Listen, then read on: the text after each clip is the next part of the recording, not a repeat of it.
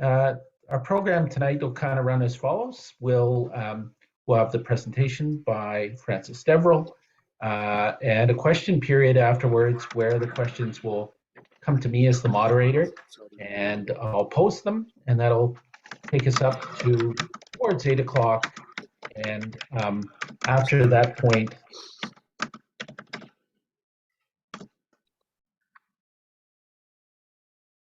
we'll just open the discussion to the floor and some free conversation. So, with no further ado, I'd like to acknowledge that we are meeting here in Ottawa, those of us in Ottawa, in the unceded territory of the Anishinaabe people, and that the work of reconciliation is the work of our congregation and of all Canadians. It's my pleasure to introduce tonight's speaker. Reverend Frances Deverell served as a minister for 3 Unitarian congregations before retiring in 2010. This followed a 25-year career in management training and organizational development. She's the author of Finding Common Voice, the Canadian Congregational Handbook for Social Responsibility. She has served on the board of Canadian Unitarians for Social Justice from 2009 to 2022. In her retirement, she continues in active work for climate justice, a green and just transition, truth and reconciliation, and crime prevention. You'll find her personal website at www.francesdeverell.com, where you will find a blog on crossing Canada in an EV. Frances and her husband, Ron Wilson, are part of a co-housing community at Pacific Gates and attend the First Unitarian Fellowship of Nanaimo, BC. Her daughter, Karen Abramson, works in northern BC. So with that, I'll turn it over to you, Frances. Thanks for joining us this evening, and we look forward to your chat.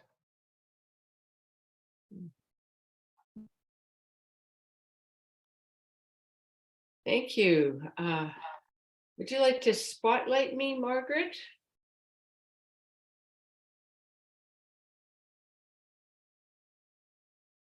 Thank you. First, let me express my gratitude to Mike for inviting me to do this presentation and acknowledge that I am speaking from Snuneymuxw traditional territory to Algonquin traditional territory today. I'm really honored to be here and to be invited. As many of you know, I lived in Ottawa for 11 years, from 2006 to 2017, and I was pleased to be part of the First Unitarian congregation, and it's nice to know that some of you are here today. I'd like to just move to, I'm just looking to see how you do this on this. Here, it's got to be this one. I'd like to move to, I guess I can't and be sharing the screen. I'm going to stop share. I just want to see you all for a minute. Move to gallery view. I'm wondering, oh, you're all not showing me your pictures. I want to see a show of hands how many of you are driving an EV.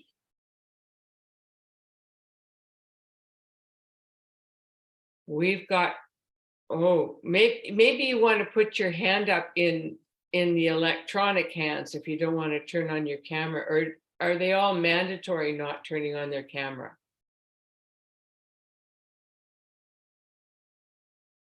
You know how to do that in reactions? Okay, Mary got her thumbs up. Okay, we've got 2 EVs. Not too many driving an EV yet. 3, Raymond. Yeah. Okay. Eva Berenger messaged me in chat. She's on a hybrid. Ah, okay. So how many are driving a hybrid? Okay. There's a few on a hybrid. Yes. And how many are thinking about driving an EV? Like their next car will be an EV, but they're in no hurry. There's a couple of those. So a lot of people must be here just out of curiosity. Okay, I'll go back to share screen again. Thank you for letting me know who's present. Okay, so that's my hand slide to remind me to ask you those questions. I have 3 messages here for you tonight. The first is that EV driving is a lot of fun. It's a pleasure. I have never talked to an EV owner that wanted to go back to a gasoline vehicle. They all love their car and they have a great deal of pleasure driving it. But the other side of it is we have a lot of work to do to bring the population to the table. And I would say that this is a good example. To have not very many people in this meeting driving EVs or hybrids suggests that we're all waiting for something. And I look around Nanaimo and I see all these guys with trucks and boat trailers and camper vans and SUVs. And I think, oh, I don't know how we're going to convince these people to drive EVs. So we have a lot of work to do on that front. And we have to have a reliable infrastructure in order for this to happen. I started worrying about the greenhouse effect in the 1970s, and I've been worried about it ever since. In the 1980s, Shell and Exxon both created reports identifying the effect of burning fossil fuels and forecast in detail the planetary consequences of these emissions. So that is pretty shocking when you think about it. And I thought everybody really got that we have to make this transition, you know, especially if we're in a climate emergency. But let's see what I've got here. In 2010, when we bought our last gasoline vehicle, we started saving immediately for enough money to buy an EV. And we kind of promised ourselves that that's what it was going to be. So imagine my surprise in 2019 when I start shopping 10 years later for this EV to find a situation in Nanaimo where there were a lot of car companies who didn't have an EV on the lot that I could test drive. And the range of a lot of the cars that were for sale was around between 120 and 240 kilometers, which is fine for city driving. Usually, you know, no problem. But if you wanted to cross the country like I do every year, you couldn't do it with that range. It would be very, very inconvenient and difficult to do.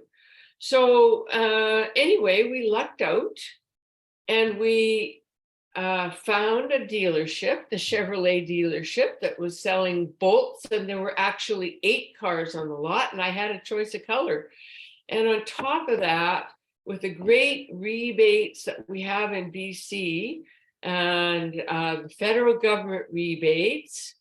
And in addition to that, Chevrolet gave me a scrap it, which allowed me to scrap my old Yaris for $6,000, which was much more than it was worth.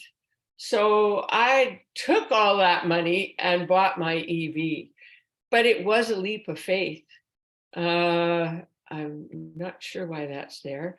It was a leap of faith.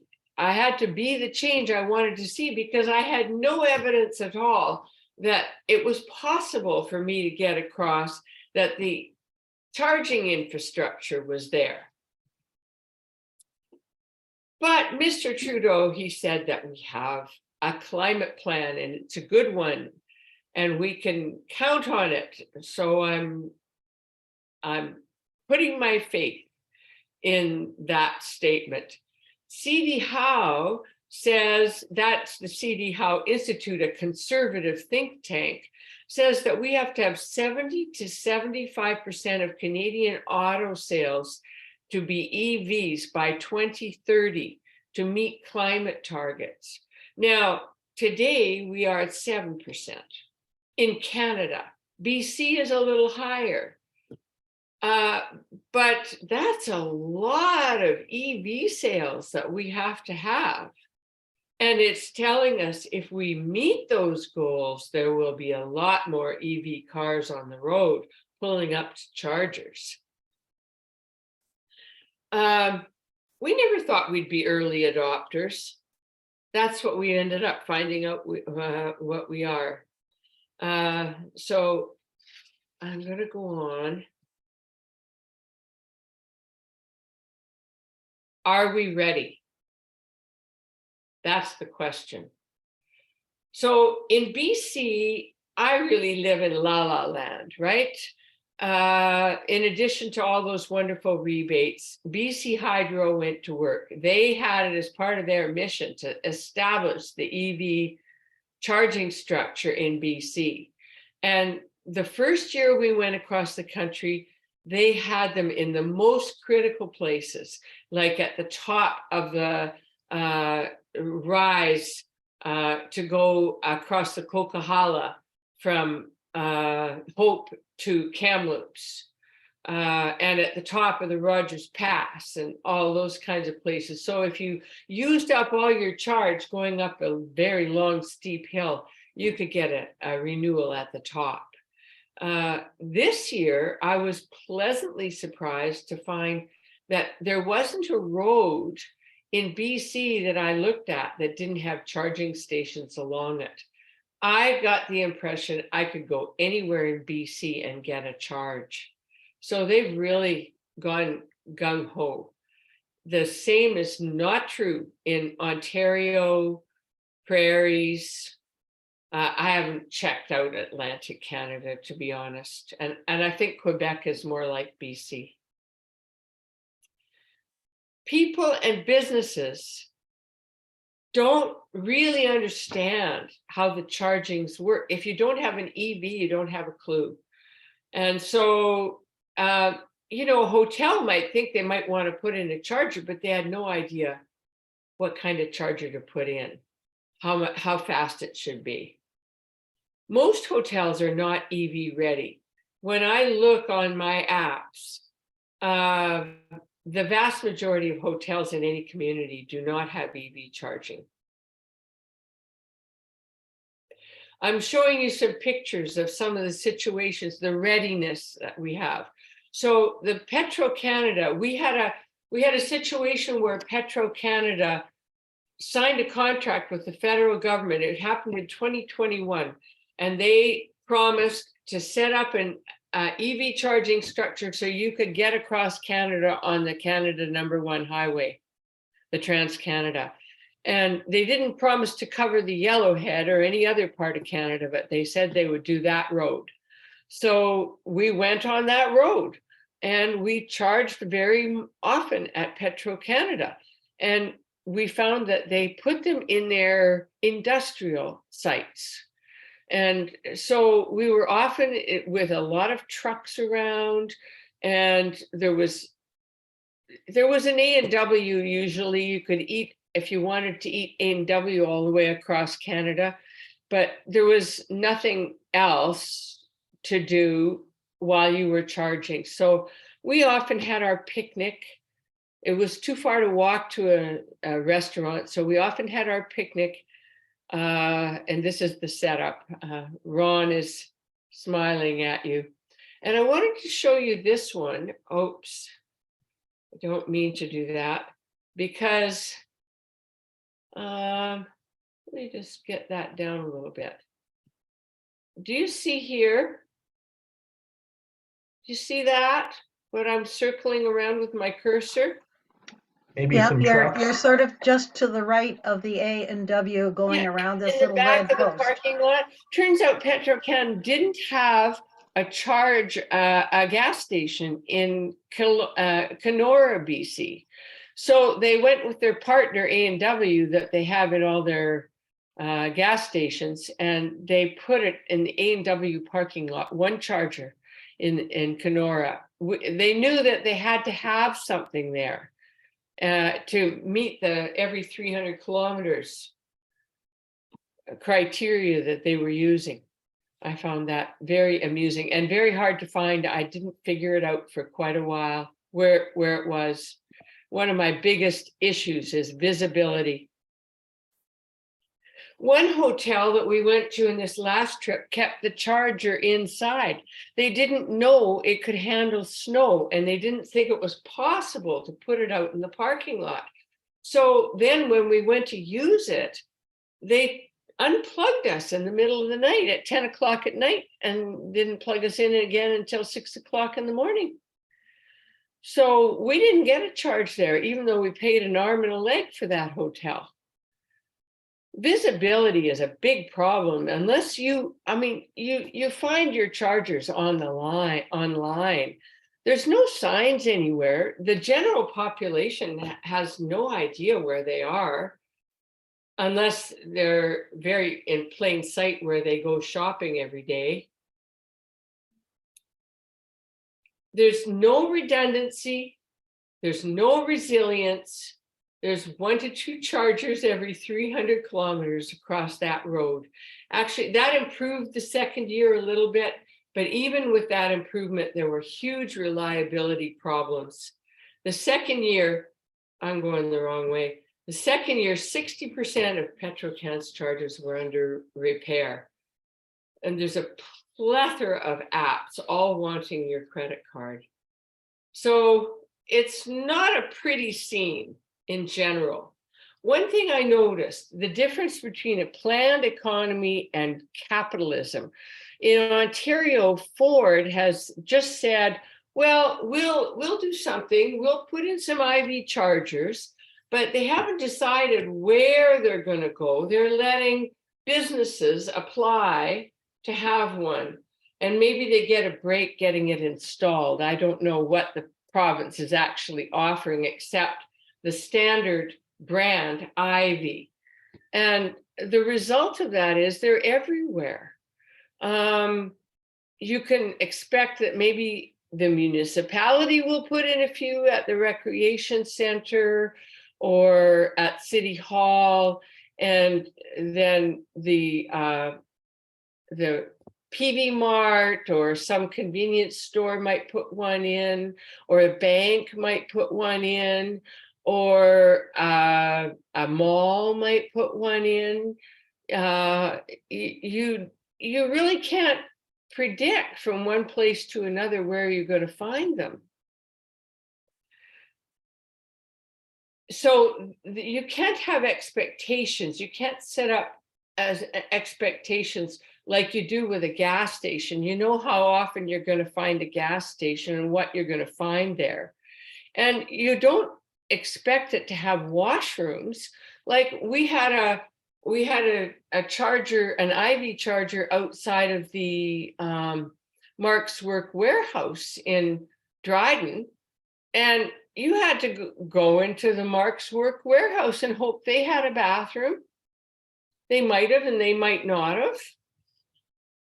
So, and every supplier is a new experience. You have to get their app. You have to put your credit card on their app. Often they want you to prepay. And in some cases, like in Toronto, we found it hard to get a charge just outside of Toronto. And once we got into Toronto, we sometimes had to drive miles in city traffic to find the charger. That wasn't convenient. The upside is if you can get a charge before you get to Toronto, you don't need one while you're there. So this is the app. If you are getting an EV, you must have this app. It's the key planning and support tool. And what's wonderful about it is it has every charger that's in a hotel, that's anywhere, at any business. It tells you where it is. It tells you what kind of charger it is. It tells you how fast you're going to charge. And it tells you if anybody's using it or if anybody has used it recently. So you know if it's working because you have that information. It's a co-op of drivers who are reporting in whenever they use a charge. So we keep each other informed, the community of EV drivers. Now, the consequences of this weak infrastructure, I'll put it that way, we were stranded or almost stranded or could have been stranded 6 times on our trip in 2022. On the way out, we lucked out and we arrived in Swift Current to find out that Rogers had gone down. And it turned out that our EV chargers were all dependent on the internet, and many of them were with Rogers. So, and there was many other things that went down. There was a lot that went down that day because Rogers was out. So we spent 2 hours in Swift Current driving around trying to find an alternative, and we couldn't find one. And finally, we went to a dealership, and they had a level 2 charger that was plugged into the electricity. So we hooked up to that and waited for about 5 hours until we got enough charge to drive to Medicine Hat.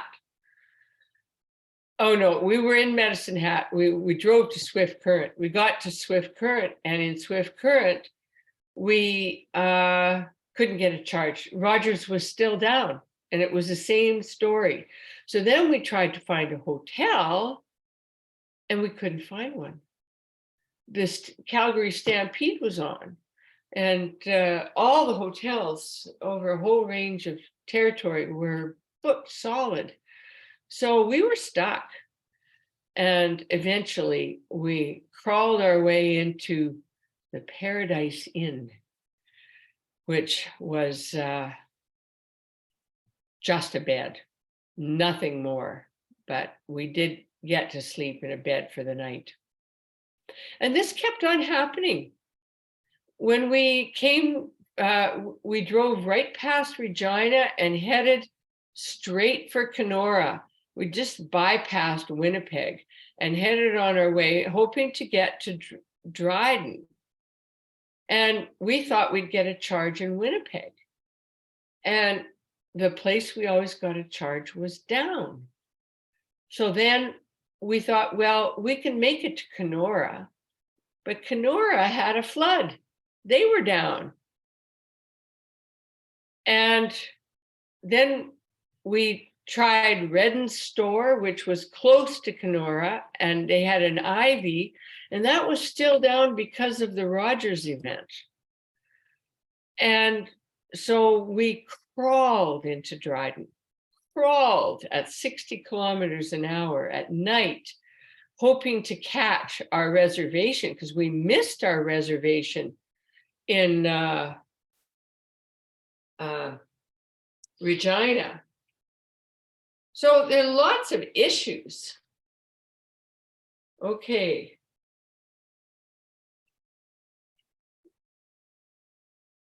Yes. So this is the vision. We would like Canadians to be able to go everywhere in Canada in an EV and be able to charge their car when they need to. We hope that Canadians can make a transition to zero carbon transportation, plan the network, how it will be supported, communication and education for individuals and businesses. There just needs to be so much education about this. It's really a challenge. I'm throwing this slide in for a reason. We are in a climate emergency. We all know it. It's extremely important that we make this change. If we are really in a climate emergency, this is what Seth Klein in A Good War says it takes to win. Number one, you have to create new economic institutions to get the job done. You have to shift from voluntary and incentive motivation to mandatory, which the federal government has done, saying that we have to have 70% by 2030, but of new car sales. But I don't know if they plan on meeting that target. They haven't been great at meeting their targets. And we have to communicate the truth about the severity of the crisis and the urgency, and give people regular reports on how we're doing. People have to be brought along with this. So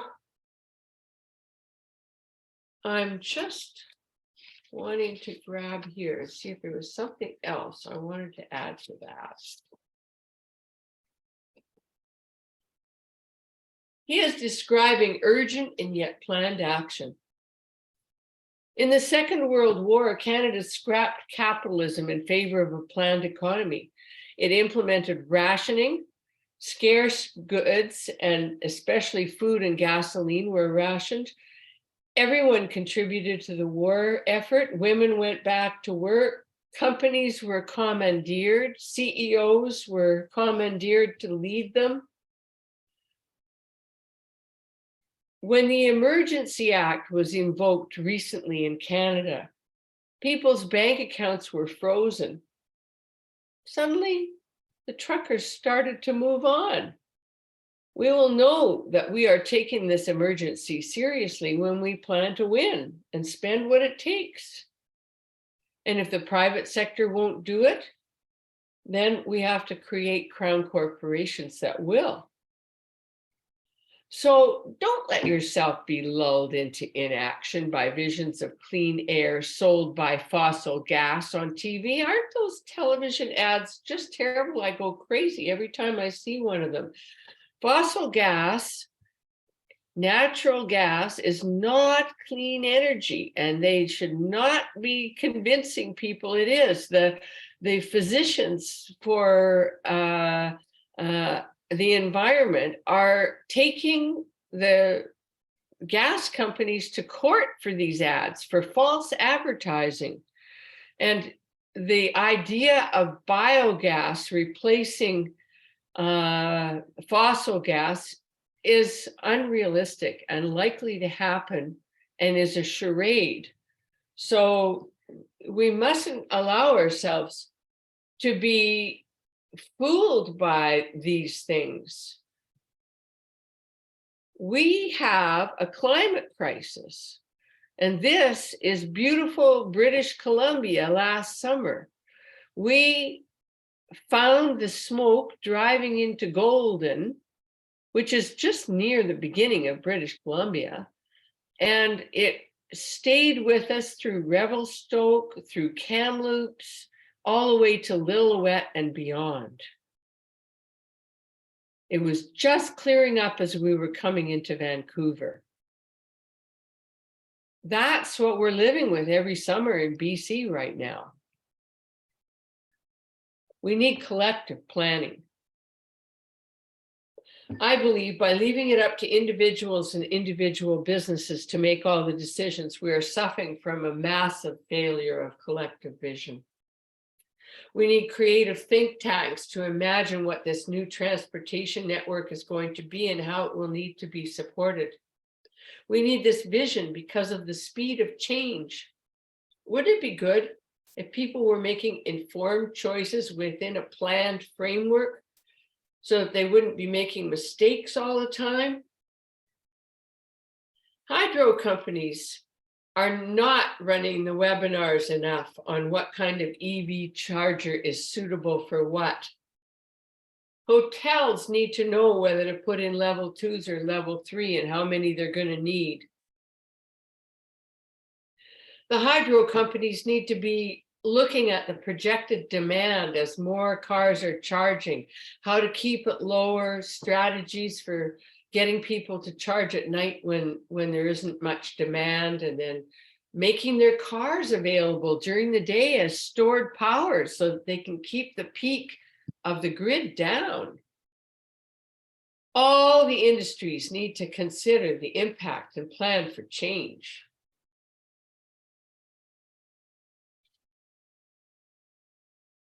I've already talked about lack of visibility, big issue. Just a quick instructional. My car has a 400-kilometer range. It takes 1 hour for me to charge it at a level 3 charger, high speed. It takes 9 hours for me to charge it at level 2. That's an overnight charge.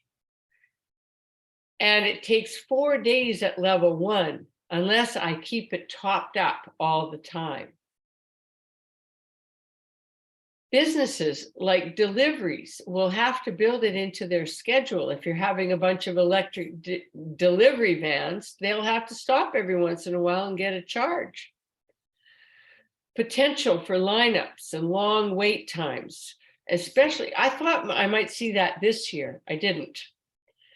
This year, last year, there was one. I'd drive up and charge and nobody would be there. This year, there were often two. There were 2 chargers and there was somebody charging at each charger. So it did pick up quite a lot, but I never had trouble getting a charge. But it will come as the more and more cars are on the road. What's there now is not adequate. You can misjudge your range because you forget that you're thinking all in terms of mileage that you can get, but it takes electricity to run the heater, it takes electricity to run the fan, it takes electricity to run the windshield wipers, and all those things. If it's like in BC, I have to turn that stuff on all the time to get rid of the fog in the window. So you don't get the same, we don't get the same mileage in winter as we would in summer. If you live in a multi-suite building, that's a problem. The likelihood of your condo or strata having authorization to put in a charger yourself is unlikely. And the challenge to get the strata to put in EV infrastructure is a barrier at the moment, a clear barrier. And it's a dream to be able to plug in at home overnight. That's the dream. If you have to go out and find a charger at a community center or at a Canadian Tire or someplace like that, then, well, yeah, go someplace where you have shopping to do. I guess it probably takes you an hour to do your shopping. That would work. But you can see it would be less inconvenient. It would be less convenient. All right. And planning your day. Planning is a big thing. In Nanaimo, our EV association has asked me to just do a talk like this on planning, because a long distance planning, because it's very complicated. Okay, so why are all these chargers going down? At first, the main reason that we saw was vandalism. Then we saw that some people were not committed to maintenance. So it would be down, it wasn't working, there was something wrong with it, and they hadn't got it fixed. If Petro-Canada is running a network to be reliable, it has to do its maintenance. And this year, it was not doing it. They have since apologized. They got a lot of feedback about that because they were just letting things go for days and weeks without getting them fixed. power failures and internet failures can both cause a lack of charging, and extreme weather events, floods, hurricanes, stuff like that. Well, what's invariably going to come is the power failure when those things happen.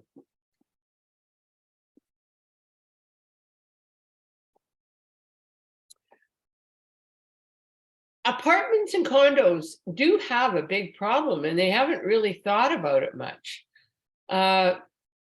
Because it's quite expensive when you think about it to put in the 220-volt lines for level 2 chargers.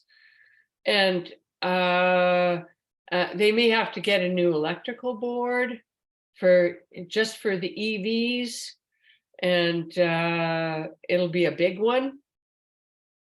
And there'll be a big electrical retrofit, basically.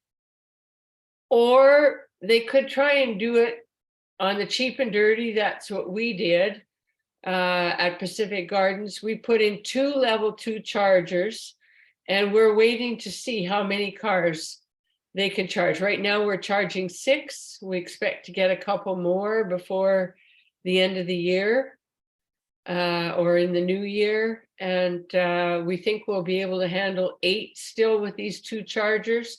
I'm estimating actually that you could probably get along, if you organized yourselves, to have 2 level chargers for every 10 units. And some people are planning to put 1 level 2 charger between 2 parking spaces, so 2 cars would use it and they would take turns.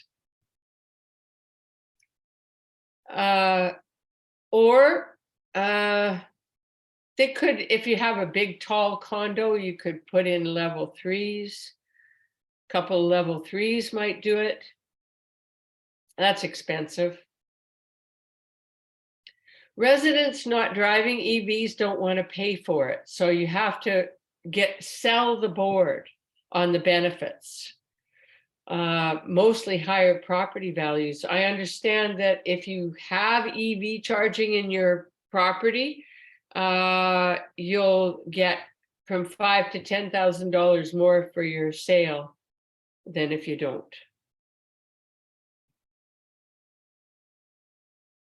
There's going to be a lot of change, and we don't even know all the changes. I'm seeing dealerships will be affected because EVs don't need much repair.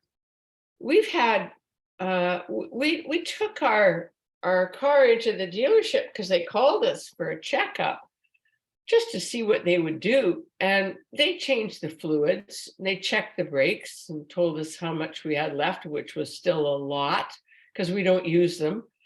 And it was $55.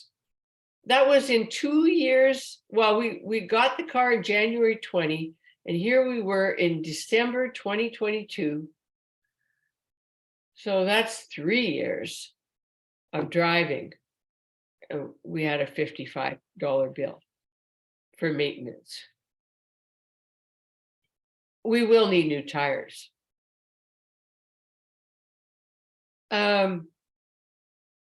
Service stations that are now making their business selling gasoline and convenience store, they may need to revision themselves. They certainly should be adding chargers because people find it more convenient. They're designed for roadside stops. Roadside service centers in particular, those places that invite people to come in and refresh and have some lunch and gas up. They've got to have EVs, and they don't right now. I don't understand it. They should be imagining that they're going to be servicing EVs, gasoline vehicles, and hydrogen vehicles. Should be planning for that. And they should be planning for people to spend more time with them, have more to do. And hotels will all need to have chargers. There will be a lot of jobs. There's a lot of work to be done to build this infrastructure. building electric cars and trucks, building electric batteries, building charging stations, installing and maintaining charging stations. And hydro companies will really need to be planning the grid, and it's going to be a more complicated grid. So that's important.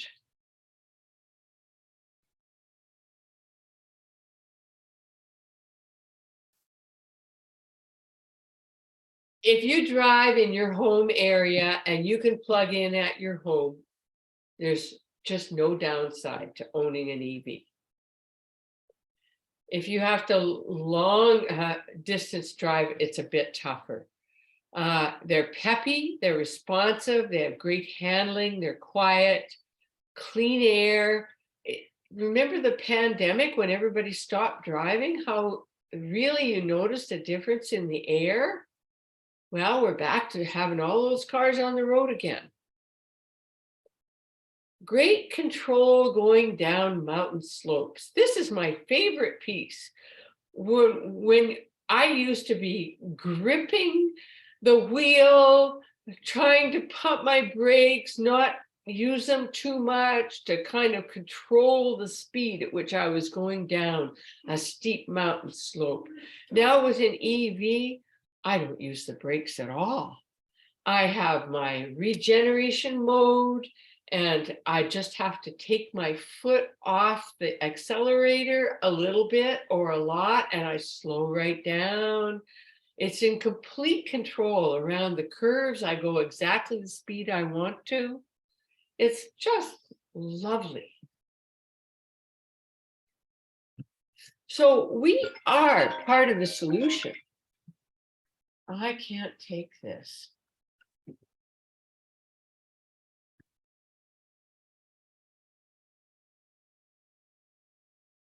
Okay, we are part of the solution. We've now entered this time of massive negative climate events all around the world, and we know it's an emergency. Municipalities, provinces, governments have all declared a climate emergency. In Nanaimo, we could reduce our emissions by 30% by taking gasoline cars off the road and replacing them with EVs.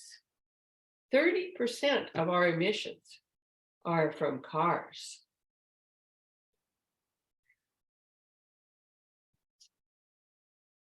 So what can we do? Align your own life with the goals. Net zero.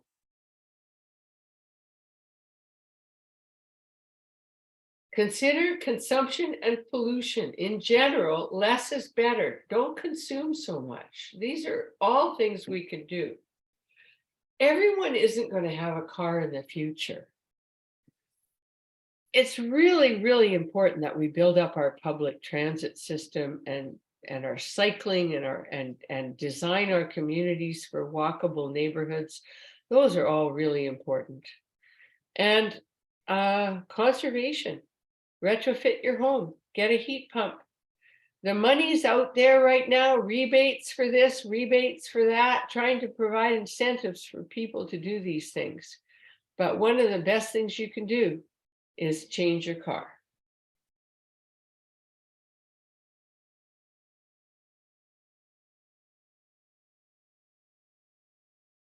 Green New Deal, be an ambassador. Write to and talk with your politicians, municipal, provincial, and federal. Ford is not on track. He needs pressure. Put a petition on the Government of Canada website. Ask your politicians to build capacity in Canada, to draw EV charging companies, battery companies, car companies. Ensure the electrical infrastructure keeps pace with the growing demand from EVs. And plan the transition for displaced workers and give them support. And keep the grid green, fossil fuel free.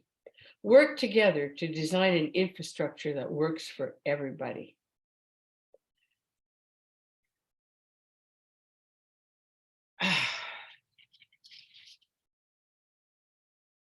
This transition is a no-brainer. there's so much to be gained from reducing those emissions. So I strongly encourage you. I talked to my friend Sharon quite a while ago over the summer.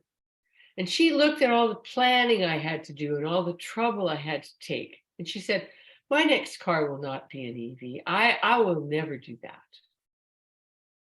And that is a risk with having a bad infrastructure. That is a risk. That's why it's so important for us to ask for a better one. But nevertheless, she can afford an EV. And the people who can afford an EV, they have to lead. That's what I think. There I am. I'm off my soapbox.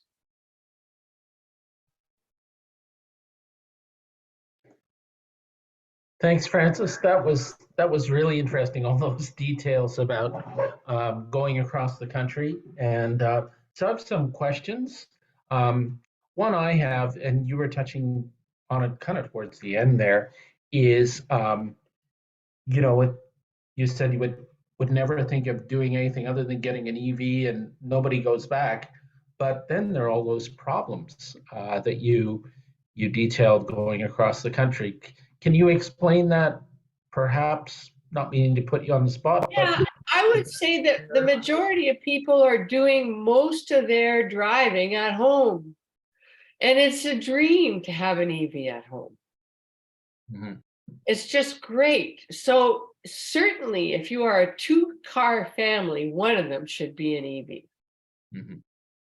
And if you oh, do yeah. a lot of long distance driving, then, come to BC. Or a question on that was, given the difficulty going through Ontario and the prairies, would it be a better option to get a plug-in hybrid, for instance? Oh, well, there's lots of people that drive the plug-in hybrid. The reason I didn't go that way is I really didn't want to put gasoline in my car. It was a moral principle. But the plug-in hybrid, I would look at the size of the EV motor, the EV range, the size of the battery, because sometimes, like in Nanaimo, we're going up and down and up and down and up and down. And a lot of those cars drop out of EV mode and into gas mode Yeah. every time you climb a hill. So I'd find out more about them, but there's no question you have, like they promise you like 900 kilometers range or something like that. It would be a breeze to drive across the country in one of those. Mm-hmm. Yeah. Yeah, I know what you mean about hills. My plug-in hybrid, like I was early adopter of a plug-in hybrid, and I can decide when to use the battery, and will often go into battery mode for hill climbing because that has the worst gas mileage. So I flip it over into EV mode, then climb the hill, and Okay, then later use the gas. So so you can lock it in. yeah, in my case, yeah, I have a Ford C-Max Energy, and it allows you to do that. So, So but tell us what you love about the plug-in hybrid. well, I think, yeah, I think you never gas is the backup. There's no range anxiety, and a lot of the driving is like you're saying is short jaunts.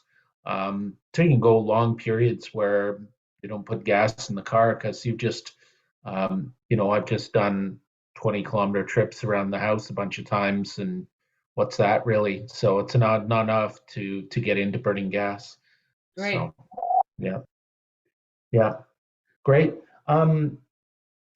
Just you mentioned one thing about just electricity rates. A bit of news in Ontario is that it looks like the province will go ahead with an ultra low overnight electricity rate. So it's going to be somewhere between 2 and 4 cents kilowatt hour, like I don't know, maybe 11 to 7, so 11 at night till 7 in the morning, and then they'll make that up with a higher rate during the day. But it'll be kind of, um, targeted towards, or it's been done with thinking of EV drivers in mind. So Yeah. there is a little bit on that coming, which is nice to see. So I think we're seeing that halfway through 2023. The Energy Board has approved it. I'm lost track a little bit on that. And the other thing, we have Raymond Lurie, who's the president of the Electric Vehicle Council of Ottawa, has joined us. And he has just a comment about charging infrastructure. And just wondering if it's okay, I'll just bring him on. Margaret, yeah, spotlight him. Okay, so go ahead, and that's Raymond Lurie, by the way, and he's been on our speaks before. So go ahead, Raymond. Or you're not spotlight yet, but say hello. Okay, you're a co-host now. He's Oh, a wow. co-host now. Oh, wow, you're in the big leagues. Hi, folks. You can hear me? Yes. Yes. Okay. So, thank you, Francis, for the interesting presentation. I just wanted to make a few comments about charging, and pun intended, your mileage will vary. So, so a couple of things. So the vehicle you have, it's a Chevy Bolt, and it happens to be, aside from I think the Nissan Leaf, it's the slowest charging vehicle that's on the market right now. So I think if so. yeah, so if you compare it to a vehicle like the one in the picture behind me there, that's an Ioniq 5. That one will charge literally 7 times faster than your vehicle does on a DC fast charger. So that vehicle will recharge from 10 to 80%, which is typically what you do when you're doing a long distance. Yeah. It will do that in something like 15 or 18 minutes. Oh, wow. So yeah, so there are vehicles that are much faster. Do you Now, find, Raymond, that sometimes they say that they're a fast charger, but they don't charge at that rate? Well, that's a complicated question, because what happens is your charging rate depends on a number of factors, including the temperature of your battery, the outside temperature, and a few other factors like that. So even though a charging station or charger might do 150 kilowatts or whatever it may be, you might not ever be able to actually pull 150 kilowatt with your particular car. So in the case of the Bolt, it will not do more than, I think it's 50 or 53 somewhere. 50, yeah. 50 is good for me. Yeah. So again, the Ioniq 5 you see in back there will do 350, and so I've been driving electric for 10 years, and I've had the pleasure of driving some Teslas. So I won't go into why I wouldn't recommend you buy a Tesla today. Has mostly to do with the price. But I've been driving 10 years, and I've done a number of long trips, including going to PEI this summer. And it turns out that the Tesla charging network is plentiful and very, very reliable. Now, the other providers, so Tesla eventually will open their network to other vehicles. That'll happen probably within a few years. So, and I want to explain why that'll happen, but it will happen at some point. But in the meantime, though, you're right that there are some providers like Petro-Canada in particular has been horrendous in terms of following up on the maintenance and keeping their network up and running in a reliable fashion. Okay, so I was at a conference this summer with Electric Mobility Canada, where many of the charging providers, or soon to be charging providers, were there talking about what they wanted to do and all that. So Petro-Canada in particular, they're planning on massively increasing the size of their network, so there'll be more chargers available, and they know that they have a reliability problem, so they're working on that. And my understanding is that if they have a charger that doesn't work, they actually will replace the charger with a new one, because the old models they had weren't very reliable. Okay, so that being said, there are chargers being deployed all the time. I'd say in Ontario, Your experience might have been a bit different, but the only place that I'm aware of where it's a bit spotty right now is going up Highway 17. If you're going up north through Highway 17, there's a few Yeah. places there where there's some gaps that need to be addressed, and some Over Lake unreliable Superior, chargers. over Lake Superior is really tough because if they go down, it's really serious. Yeah. So again, all of that being said, this year they've just deployed some Ivy actually charging stations or chargers actually at just about all of the en route in Ontario. So 26 good. out of 29, I believe.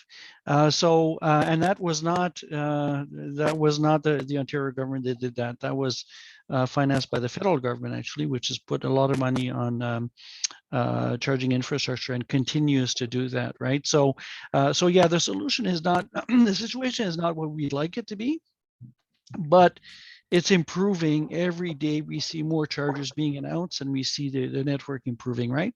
And when it comes to stratas in BC, most municipalities in BC have some bylaws or some regulation that mandates that new developments must have plug at every parking station, every parking spot, aside from visitor parking, but every assigned parking Are spot you has to talking a have level 1 plug or a level 2 plug?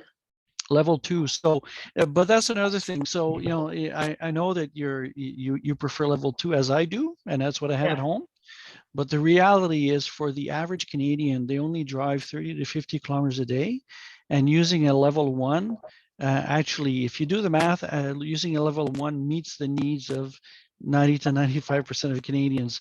So if you have access to a regular 120 volt outlet, that is enough for you to be able to charge. It's more convenient. There's other reasons why we'd want to do level 2 charging. In particular, something you alluded to, going forward, what we are going to see, because the utilities are already talking about this, is we're gonna be using car batteries to store intermittent green energy, so solar and wind. That's produced whenever it's sunny outside or whenever the wind blows, and we can use the car batteries to store the excess supply, and then take some of that energy back and send it to the grid to be able to shave the peaks that are in Ontario. The peaks is when we use the gas plants, and that's when we have the dirtiest energy and the most polluting energy, right? So those are things that are going to happen in the 5 to 10 years going down the road when we have enough vehicles on the roads, right? So lots of positive things happening. The other thing you mentioned the 70% market share. We at EVCO, the Electric Vehicle Council of Ottawa, we've done some projections based on what we've seen happening in Norway and with Europe and China, and we believe that we'll be at 70% quite easily by 2030. We expect actually to be somewhat higher than that. That's for new car sales. For that not to happen, we believe the government would have to be actively trying to discourage people from buying EVs. And I won't go to the details of why we're projecting that, but right now, as of the third quarter of this year, we're already close to 10%. So sales are growing rapidly. And just about anybody you talk to who's interested in buying an electric car is on a wait list. So I believe if we had the cars for people to buy, the market would be sold already. Yeah, well, we wouldn't be at 70% yet, but we'd be quite a bit higher than the 9.4, I believe it is, that we had last quarter, right? So there's a lot of positive things happening. I read again today that so Ford with the F-150 Lightning, which they just introduced this year, they're actually putting up a third shift so that they could produce more of them because they've had more demand than what they expected. Some of us expected the demand to be high, but they've got a very high demand for the vehicle, so they're producing more and more. Same with the Ford Mach-E, and same with a bunch of other manufacturers that are producing electric vehicles. So we're going to see lots of EVs on the roads, and prices are coming down also. Are the prices coming down? Yes, they are. So if you look at some vehicles, so the Bolt, A good example is actually the least expensive on the market right now in terms of EVs. Once you take into consideration the tax and transportation and rebate from the federal government. But coming up next fall, there'll be a Chevy Equinox that will be even less expensive than that, about $5,000 less. And we're seeing that with other models that are coming up, that the prices are getting lower and lower. So And will they get better at charging fast? that will depend on what the manufacturer decides. But what we're seeing is in most cases, we're seeing charging speeds much faster than what you have on the Bolt. So that's already the reality with most vehicles that are out there. I'll just interject now. Just we You have got questions? and it's after 8 o'clock, so we're gonna open up the chat to everybody, and we will stop recording. And because this will now just be kind of free for all talk, that Peter's off.